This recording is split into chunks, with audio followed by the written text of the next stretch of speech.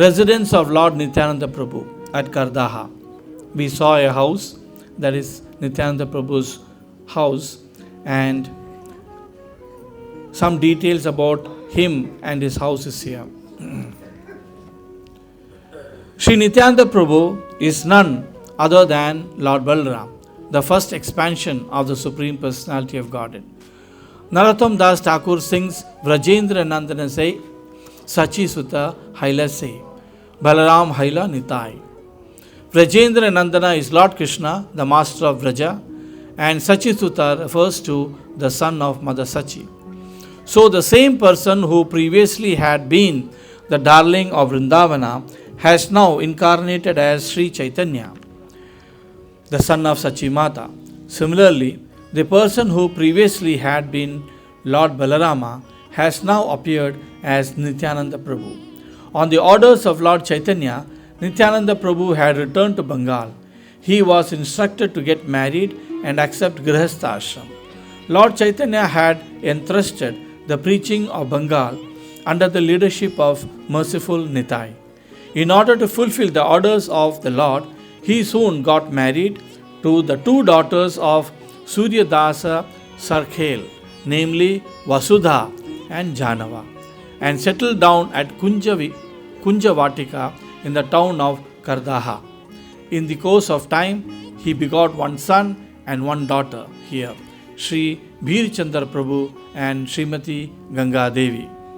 Sri Gaura's Gunodesha Deepika reveals that Srimati Vasudha and Janava were actually the incarnations of the eternal consorts of Lord Balarama, namely Srimati Varuni and Revati Devi, respectively.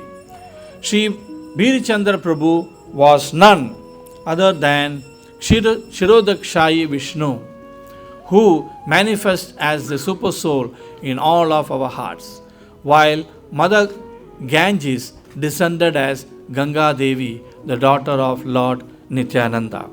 So we saw the house where they were all staying after the lunch today afternoon. According to the hearsay, after his marriage, Lord Nityananda had requested the local Zamindar over here in Kardaha to kindly allot him a piece of land where he and his family could reside. The Zamindar, being unaware of Lord Nityananda's divinity, rebuked him for abandoning his sannyasa and accepting a wife later on. The Zamindar at the time of conversation was fishing along with his friends on the bank of Ganges. He sarcastically replied to Nityananda that if he really needed a piece of land to stay, then he would have to create it out of water. Saying this, the Zamindar threw a piece of burning straw into the Ganges. In order to mark the place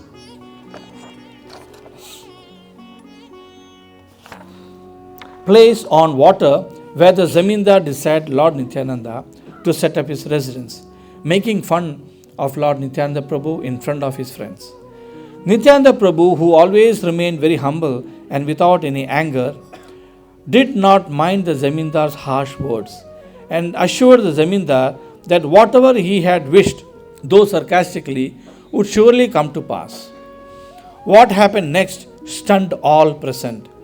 A huge mass of land suddenly appeared from the water exactly at the place where the burning piece of straw had hit it. Then this newly created island then got connected with the mainland. This place subsequently came to be known as Kardaha. Kar means straw in Bengali. Lord Nitai set up his residence on this piece of land and began residing with his family. His transcendental house is presently renovated all over the three worlds, renowned all over the three worlds as Kunjavatika. There is a very sweet pastime that has been narrated in Abhirama Lilamrita, which talks of Sri Abhirama Gopala Thakura's arrival in Kardaha. Sri Abhirama Gopal Thakur, one of the most prominent of the 12 cowherd boys, Dwadasha Gopala, had a very powerful personality. He was a great friend of an intimate associate of Sri Nityananda Prabhu.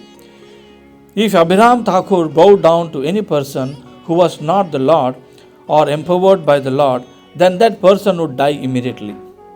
Similarly, if he bowed down before any stone that was not a saligram Shila, then that stone would immediately crack. Several deities in Bengal had cracked just because Sri Abhirama had paid them his obeisances. All the previous 7 sons of Nityananda Prabhu had died because Sri Abhirama Thakur had paid them his dandavats. However, when Sri Birchanda Prabhu appeared in this world, Lord Nitai was very careful not to invite Sri Abhiram Gopal Thakur to attend his childbirth ceremony. He feared that Abhirama would again bow down and cause harm to the child. Though Lord Nitai was an expansion of the Supreme Lord, yet he played his part like a normal father and therefore expressed his concern and anguish. Nityananda Prabhu did not want to take any risks. He feared that Abhirama would still arrive uninvited. Hence, he instructed all the boatsmen of Kardaha not to transport Abhiram Thakur to the other side of Ganges in case he was seen that day.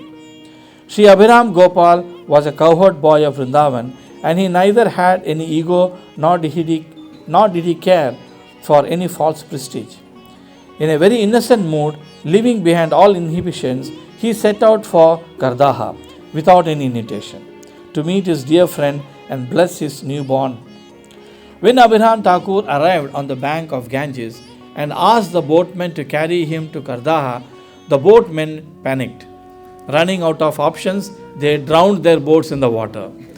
But Abhirama then simply spread his cloth and then sitting on that floating cloth peacefully crossed over the river.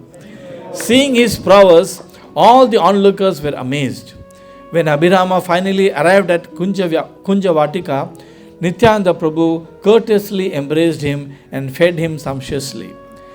Thereafter, in spite of Srimati Janava and Vasudha Devi's place, Abhirama bowed down again and paid his obeisances to little Bir Chandra. When he saw that no harm was caused to the little child, he was overjoyed and composed verses glorifying him, understanding that he was the expansion of the Supreme Lord. In an innocent mood, he sang and danced in ecstasy. Thus, Sri Bir Chandra Prabhu had displayed the exalted symptoms of divinity since his very birth. Sri Nityananda Prabhu had performed the most amazing pastimes here in Kardaha, which cannot be completely described even with 1,000 mouths. Such was his magnanimity, such was his mood, that he freely distributed the treasure of Lord's love. His uncommon, unique pastime moved even the atheist to cry tears of love. Lord Nitai was almost completely devoid of any external consciousness and remained intoxicated in an ecstatic love of God. In such a state of utter ecstasy, he would sometimes jump high up in the air or at other times roll over the ground while continuously glorifying the Supreme Lord. Sometimes he would laugh, and at other times streams of tears would roll down his beautiful eyes.